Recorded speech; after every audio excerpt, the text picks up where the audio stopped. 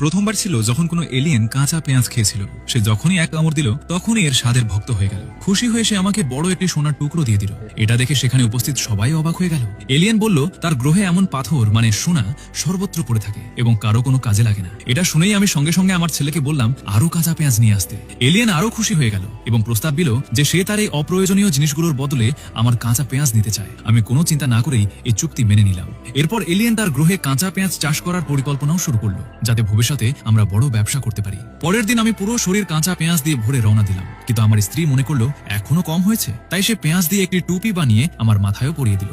আমি পোর্টাল পেরিয়ে এলিয়েনের স্পেসশিপে পৌঁছে গেলাম, কিন্তু সেখানে পৌঁছানোর সাথে সাথে সে হঠাৎ বলল এখন তার আর আমার কাঁচা পেঁয়াজ দরকার নেই। শুধু তাই নয়, সে গোপনে আমার পরিবারকেও অপহরণ করে রেখেছিল। এটা শুনে আমার খুব রাগ হলো। আমি সঙ্গে সঙ্গে তার উপর আক্রমণ করলাম, কিন্তু তার শরীর খুবই নমনীয় ছিল, তাই আমি কিছুই করতে পারলাম না। তারপর সে আমাকে বাধ্য করলো আমার স্ত্রী আর ছেলের মধ্যে একজনকে বেছে নিতে, যাকে সে নিরাপদে পৃথিবীতে পাঠিয়ে দেবে। আমি দুজনের কাউকেই ছেড়ে দিতে পারছিলাম না, তাই আমি তাকে বললাম সে যেন আমাকে রেখে দেয় আর আমার পরিবারকে ফিরিয়ে দেয়। কিন্তু এলিয়েন ঠান্ডা মাথায় উল্টো গোনা শুরু করলো।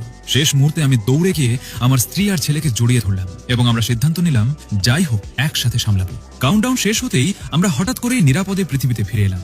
আসলে এটা সবই ছিল এলিয়েনের একটি পরীক্ষা। সে দেখতে চেয়েছিল আমি লোভে পড়ে আমার পরিবারকে ছেড়ে দিই কিনা। যখন সে নিশ্চিত হলো যে আমি তা করব না, তখন সে ক্ষমা চাইল।